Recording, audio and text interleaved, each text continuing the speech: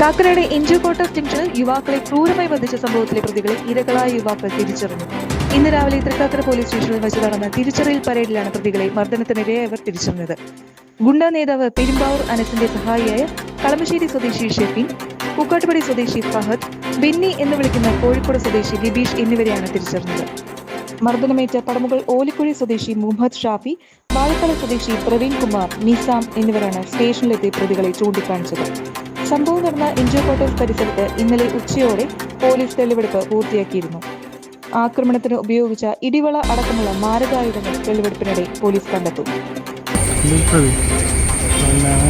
എനിക്ക് സംഭവം ആൾക്കാർ തിരിച്ചറിഞ്ഞു. എന്താണെന്ന് സംഭവിച്ചതെന്ന് ഓർമ്മയുണ്ടോ? എനിക്ക് കറക്റ്റായിട്ട് ഓർമ്മയില്ല. ഞങ്ങൾ കല്യാണം കൊണ്ട് വന്നായിരുന്നു.